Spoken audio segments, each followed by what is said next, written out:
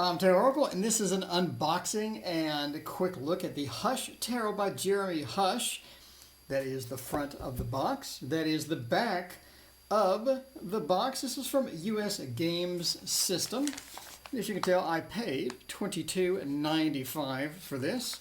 There's the ISBN number, just in case you're really bored and you want to see that. So, yeah, it's a very nice box, two-piece hard box. In case you're wondering who Jeremy Hush is, you can go to jeremyhush.com and see his artwork as well. Or if you're in the mood, go find him on Facebook and add him as a friend. So jeremyhush.com, by the way. There we go, jeremyhush.com. Cool. So let's move on to unboxing this and finding out what goodies that we have inside. So it is made in China, and it is a two-piece box, like I said before. So let's check it out, open it up, and see what we got. So this is just released today. I pre-ordered it from US Games, and I'm having problems opening the box. Ooh, that is a nice little book. So it's a cute little book. It appears to be about 65 pages-ish. We'll go through the book in just a second. It does not have pictures. It's black and white. It just does a bit of clarity, but I do like that graphic. And there is the back of the book as well. Let's check out, obviously, the cards. We will, of course, have a 4K flip through, but here are the back of the cards. And here's the Fool. Let's break open the plastic and check it out. So I believe that a lot of this is in watercolor. I believe from sort of reading and wandering around, trying to do some research. But yeah, that is very attractive. And I like this new style of a border, but no border. So just have this light line that sort of borders the card. I really like that. Wow, the Magician, that looks amazing. Wow, how much time was spent on that? It's really cool. These are a bit wider as well than a normal tarot. At least that's what they feel like. So here is, for example, another tarot, and these are a bit wider than that. So here is let's see, the Golden Wheel Tarot, and again a bit wider than that. So just as a comparison, they're going to be a bit wider and sometimes shorter than some of the other tarots that have been coming out recently. But that is really pretty. That's the High Priestess, obviously, which is on the front of the box. And again, we'll have a 4K flip through of this. Card quality is amazing. That's pretty good card quality. It sort of feels a bit glossy, but it's not enough gloss to just reflect everything in the room. Wow, look at the Emperor. Jesus. How long did that take? Wow. If that is like actual media, like done in watercolor, you have the patterns of the back look like it was just shifted from one color to the next. Is that accurate? I don't know. That's sort of what it looks like, but that is just stunning. That is really pretty. The Lovers, I really like that. It has sort of that, it's a bit dim. It's a bit more dim than a lot of the other decks that have been out. But yeah, look at the Chariot. I love that theme. I love that thing. And there's so much to sort of key your intuition off of as well, right? You have objects on the ground. The Chariot is grounded. The horse is grounded per se. You know, the exercise you do during meditations where you ground yourself, it's almost like the horse has done that. Strength is just stunning. Wow. The Hermit, really like the Owl. Really like the Owl as the Hermit. I've seen other decks with owls as a Hermit. And again, it looks like almost like the background was just sort of added later. I mean, that's just my opinion from doing a lot of Photoshop. It looks like it was sort of added. The Wheel, very interesting. Not really sure. So this is just the wheel, just a circular pattern in the water. So Justice. And the Hanged Man. This is one of the ones on the site, on US Games site, where it is previewed. It looks really cool. And Death as well. Yeah, this is a winner. This is an absolute winner. Wow, I'm glad I bought this. I'm extremely happy with it. There's so much in here the devil wearing a mask of the devil. So there's so much you can do with your intuition on these things.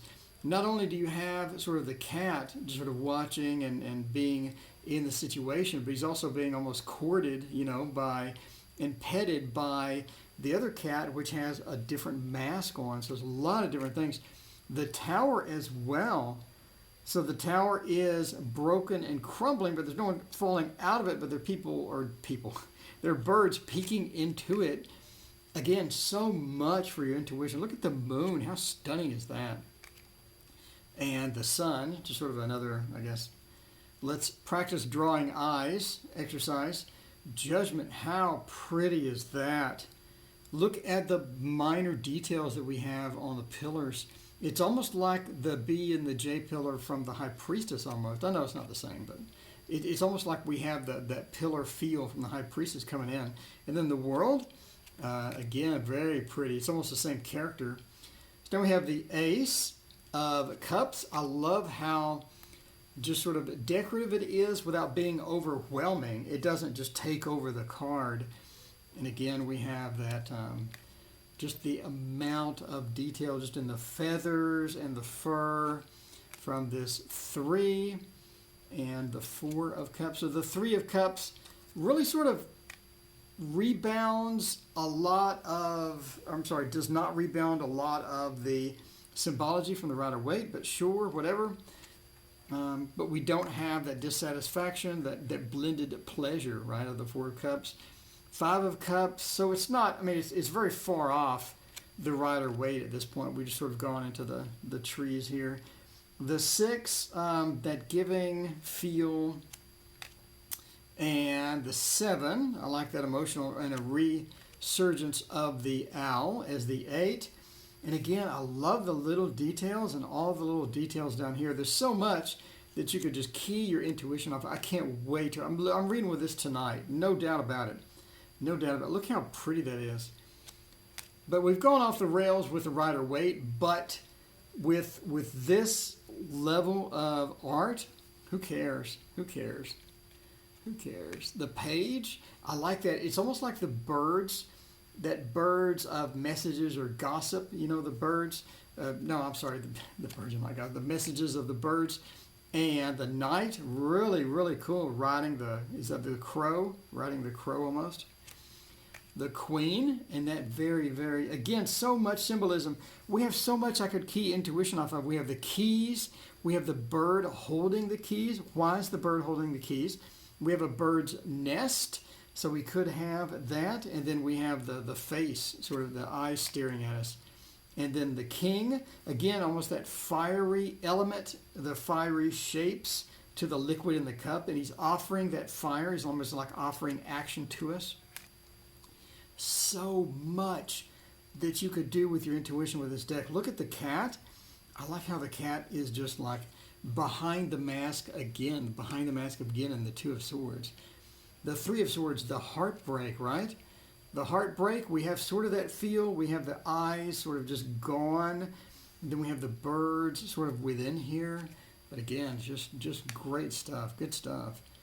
And the 4 that rest, but she's resting on a sword that's hovering. Oh, so nice.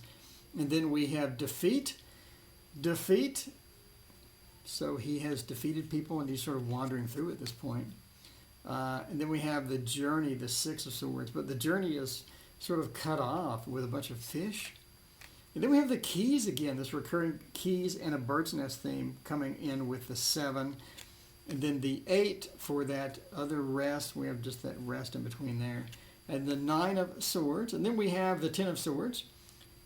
Way, way too much 10 of Swords. But sort of that behind the back in that, in just trying to recover yourself, trying to survive the night kind of feel. And that page, so beautiful. Oh, look at that knight. Look at that knight. Look at this. That's so good. And the cactus and the ants. What's going on with the cactus and the ants? Again, there's so much you could just key your intuition off of in this deck. This is really, I know it's early 2020. I realize that 2020 hasn't even started, barely.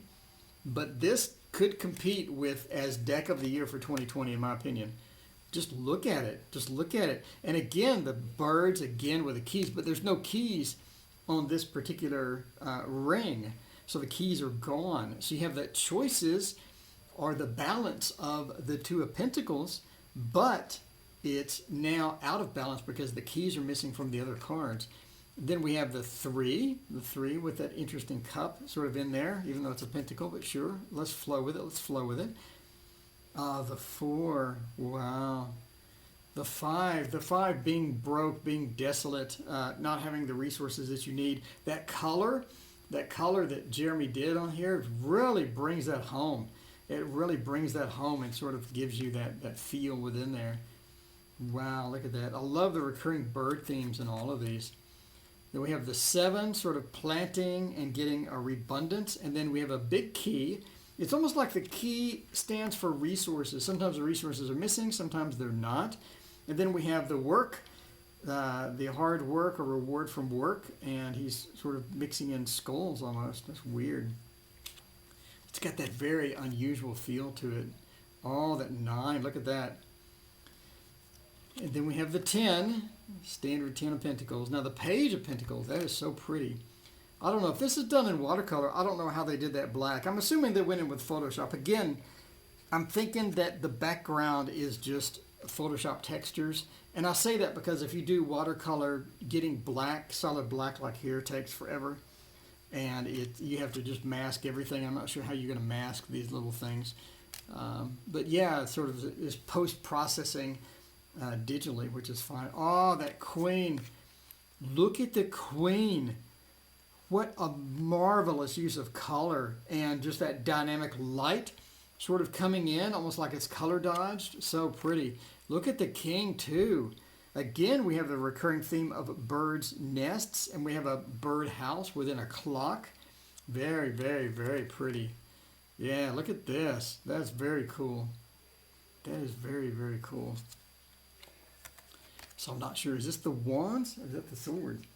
Let me find the book. We'll look at the book in a minute. Sorry. Oh, very, very interesting. Yeah, this is so cool. This is so cool. We have the 4. Look how pretty that is. I love just the color balance. It's a muted palette, and yet it just maintains that sort of that feel that you want. In other words, you have the muted palette, but it's still colorful. I mean, it's not going to be as colorful as, like, say, the Wonderland Tarot or whatnot, but still, that is so pretty. And I love the recurring cats and birds and horses and all that. So there we go. So we got the Page. Definitely have that Page feel with that. And the Knight. I love the Knight. Has that riding the Cardinal. Very cool. The Queen is so pretty. So the crow is almost drowning, or the crow is just sort of swimming. The crows are swimming with their mouths open, waiting for food. And she's trying to feed him a star, like a piece of jewelry almost. Look at that. Holding the arrow. It's very, very cool. Wow. Overall, yeah, I have to read with this tonight. This is no questions asked about reading with this one. So let's find the book real quick and sort of check that out. Okay. So the book contains, let's see, pretty much the cards.